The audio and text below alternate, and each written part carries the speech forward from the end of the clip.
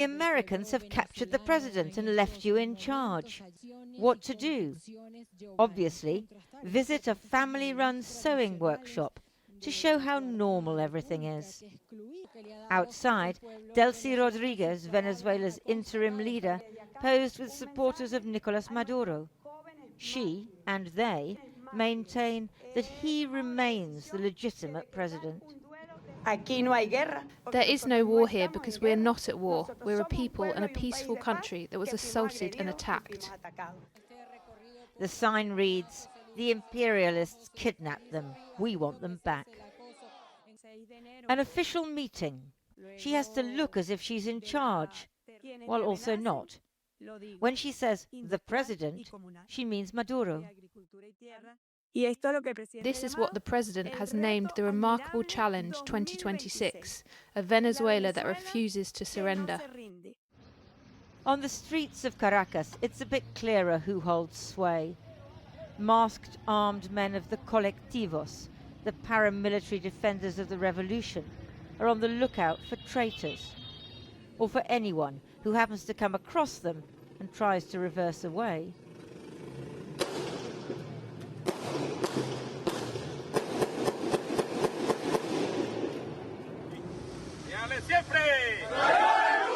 The men in black, colectivo members and police cheer their leader, Interim Minister Diosdado Cabello.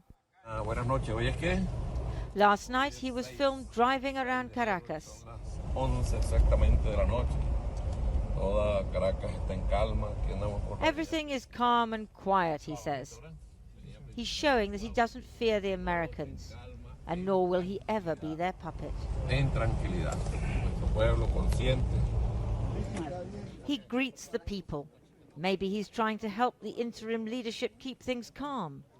Or maybe he's trying to assert himself as the real defender of the revolution.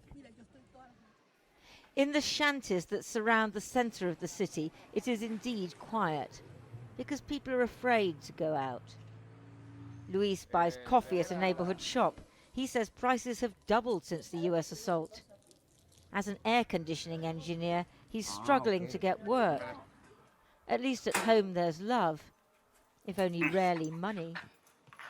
My main concern is work, because Venezuelans like me, we live from one day to the next. We go out and we buy what we need: bread, rice, food in general. If we can't go out to work, then we can't buy anything. In exile here in Colombia, members of the opposition are still hoping that the US intervention will eventually bring democracy.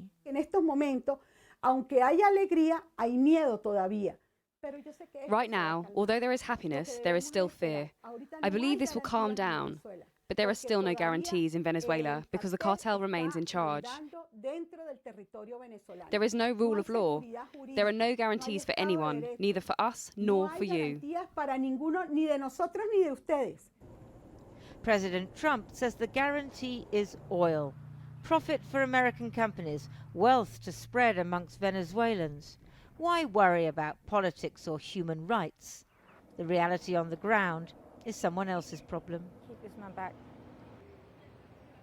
In the last hour, the Venezuelan oil company has said it's now in negotiation with the Americans about what happens next.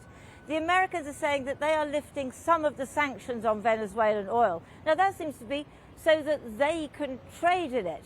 Yesterday, when President Trump said that 30 to 50 million barrels of Venezuelan oil would now become American, it was notable that the U.S. Energy Secretary Chris Wright immediately put on social media, "I'm on it, Mr. President."